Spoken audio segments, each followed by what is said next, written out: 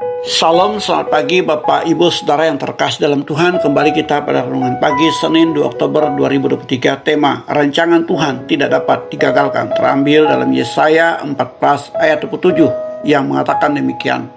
Tuhan semesta alam telah merancang, siapakah yang dapat menggagalkannya? Tangannya telah terancung, siapakah yang dapat membuatnya ditarik kembali? Rancangan menurut Kamus Besar Bahasa Indonesia adalah sesuatu yang sudah dirancang, hasil merancang, rencana, program, desain.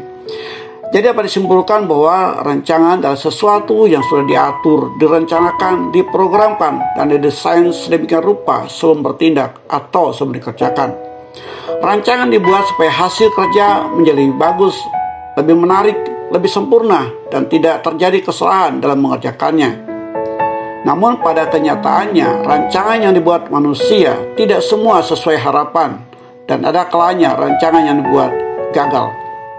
Bagaimana dengan rancangan Tuhan? Nah, firman Tuhan hari ini mengatakan Tuhan semesta alam telah merancang, siapakah yang dapat menggagalkannya? Yesaya 14 ayat 27a. Tidak ada satupun atau makhluk apapun yang dapat menggagalkannya. Yesaya 55 ayat 8 dan 9 mengatakan, sebab rancanganku bukanlah rancanganmu, dan jalanmu bukanlah jalanku. Demikianlah firman Tuhan. Seperti tingginya langit dari bumi, demikianlah tingginya jalanku dari jalanmu, dan rancanganku dari rancanganmu.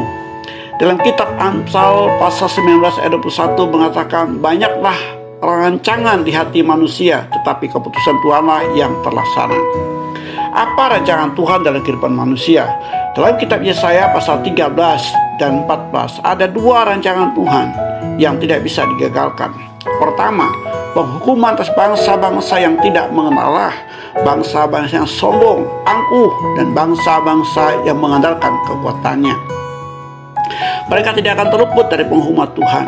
Dikatakan, aku telah memerintahkan orang-orang yang kukuduskan, telah memanggil orang-orang perkasaku untuk melaksanakan hukuman murkaku, orang-orangku yang beria dan bangga. Yesaya 14 ayat 3. Bangsa-bangsa itu disebutkan oleh Nabi Yesaya, yaitu Babel pasal 13, pasal 14 ayat 1 sampai 23, Asyur pasal 14 ayat 24 sampai 27, dan Filistia pasal 14 ayat 28 sampai 32. Bangsa-bangsa inilah yang menyerang dan menawan bangsa Israel, bangsa yang menentang Allah Israel, dan bangsa yang angkuh dan sombong. Maka Tuhan telah merancangkan hukuman atas mereka. Tangannya telah terancung, siapakah dapat membuatnya ditarik kembali? Kedua, perlindungan dan pemberian Tuhan atas umatnya. Di pasal 14 ayat 30 dikatakan, yang paling hina dari umatku akan mendapat makanan, dan orang-orang miskin akan diam dengan tentram. Yesaya pasal 14 ayat 30a. Rancangan Tuhan atas hidup kita tidak pernah gagal, sekalipun kita mengalami banyak proses. Bangsa Israel ditawan di Babel, ditawan oleh bangsa-bangsa lain. Mereka ditindas, diperbudak, seolah tidak ada harapan. Tapi Tuhan sudah merancangkan kehidupan yang lebih baik bagi umatnya. Manusia dapat mereka-rekakan yang buruk atas hidup kita, tapi Tuhan membuat segalanya baik. Kejadian pasal 50 ayat 20. Yeremia 29 ayat 11 mengatakan, sebab aku ini mengetahui rancangan-rancangan apa yang ada padaku mengenai kamu. Demikianlah firman Tuhan, yaitu rancangan damai sejahtera dan bukan rancangan kecelakaan, untuk memberikan kepadamu hari depan yang penuh harapan. Amsal 23 ayat 18 mengatakan, karena masa depan sungguh ada, dan harapanmu tidak akan hilang. Dan rancangan Tuhan yang paling sempurna adalah karya selamatan yang sudah dikerjakannya di atas kayu salib. Rancangan Tuhan inilah yang menjadi kekuatan bagi orang percaya untuk menjalani proses hidup menuju kepada kesempurnaan yang telah Tuhan sediakan.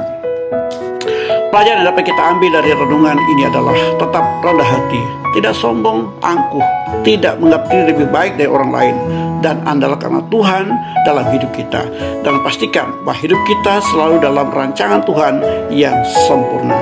Selamat pagi, selamat beraktivitas. Tuhan Yesus